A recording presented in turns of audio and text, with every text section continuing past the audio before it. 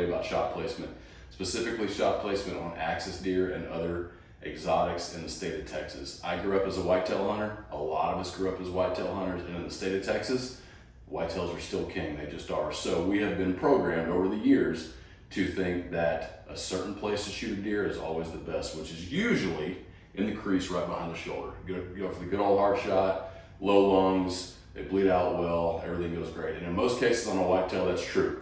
The reason I pulled this deer off the wall today is two reasons. Number one, he has a little bit longer body here, so I can show you a little bit more vital area. But number two, more importantly, I had to shoot this deer twice. And the reason I had to shoot him twice is I put my bullet in the wrong spot, or at least where I think was the wrong spot, because my brain had always been programmed as a whitetail hunter to shoot behind the shoulder.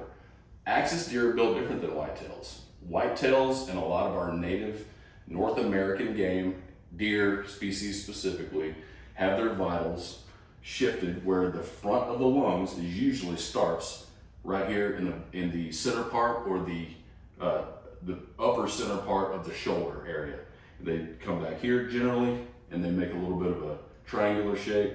Usually the heart is situated right here on a whitetail deer. With axis deer, and I have theories of why this is. I don't know if it's biology, just the way that they've evolved over years in other countries or what.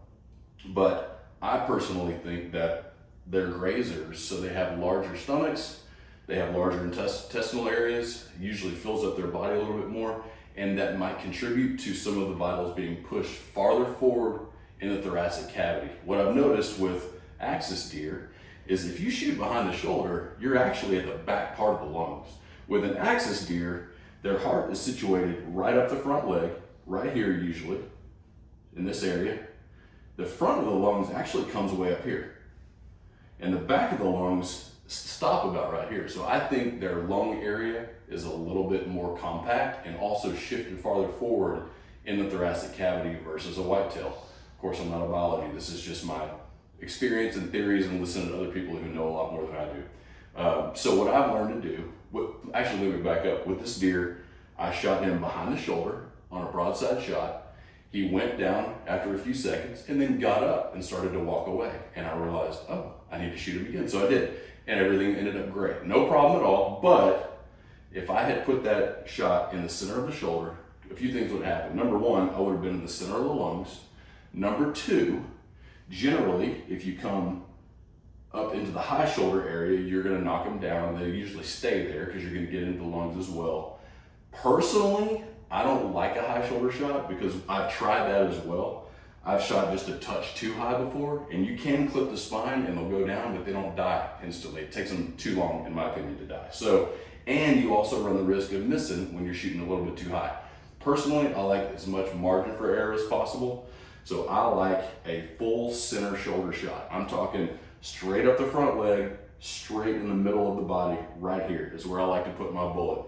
And there's another reason too that I also shoot tough bullets. Generally, all the barn stuff I shoot is monolithic, and with the exception of the Harvest Collection. That's a Sierra Tip Game King. It's constructed a little heavier than most of your cup and core bullets, so it does penetrate a little bit better, and I've had a lot of really good success with that one. But the monolithics to me are just perfect for this. There's a few reasons. Number one, you're almost always gonna get a pass through. So if you're hitting center shoulder, it allows this bullet to hit more resistance going in. It's gonna penetrate more, and it's also going to expand faster too, which gives you better performance inside the cavity on the vitals.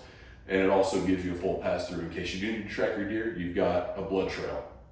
Number two, if you do contact bone, which is gonna be right here, that's your shoulder bone, you're almost always gonna blow through that one with a monolithic or at least a toughly constructed bullet. So just keep that in mind. That's why I shoot barns and usually the monolithic style bullets. So something else too that I've noticed over time is that with monolithic bullets, just through my experience, you don't have to worry about lead fragments because they're just made of one material. So even if you do shed a petal, if you've got a little piece of copper that breaks off in there, it's copper, so you don't have to worry too much about it. So if you are worried about meat loss by shooting through the shoulder, you don't have to worry about that too much in terms of lead being in there. Yeah, you can trim out a little bit of the bloodshot meat, but generally it's a cleaner wound, and you're gonna have a better experience whenever you prepare that meat and serve it to your family. So just something to keep in mind here. Everyone's got their own theories, but me personally, I like to stay away from the high shoulder because I don't want to run the risk of either missing him or clipping the spine up top and not hitting the top of the lungs. I like to stay away from the low shot as well. And I am not scared to blow through this. If he's quartering, obviously, you're going to want to, you're going to have to bring it into the front of the shoulder here or the back, but I always like it to go through one of the shoulders at least. And again, if you come back too far here, you run the risk of shooting a little bit too far back and missing the vitals completely. So just some food for thought. Tell me where I'm wrong. I'm sure a lot of you guys have way more experience than I do.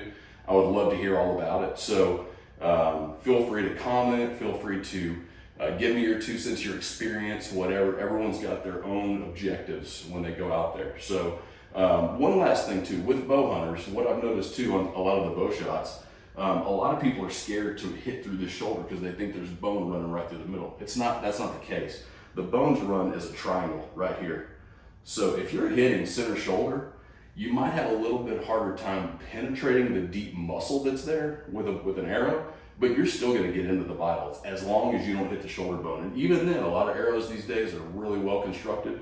They can blow through shoulder bones pretty easy too. So just keep that in mind. I'm not as experienced with bow shots on axis deer as I am with bullets, but again, feel free to comment on that too. Kind of give me your experience and let me know what you think. So anyway, learn from my mistakes. In my opinion, shoot center shoulder. It gives you the best margin for error, and you're gonna end up having a great experience out in the field. And while we're on the subject of shooting shoulders, there's a lot of deep muscle here and a lot of heavy bone. Potentially you have to punch through, especially on quartering shots. So I like to use tough bullets. I usually primarily use monolithic bullets, some cup and core bullets, but they're all gonna be toughly constructed. There's a lot of flavors out there, and a lot of people ask me my opinions on stuff. I ask them back, what do you want your bullet to do? A lot of people like it to go in and blow up, shred the vitals, not exit. There's a time and a place for that. Personally, for me, I like to pass through when I can get it. I don't believe in the theory of wasted energy when a bullet passes through. You might have heard that before.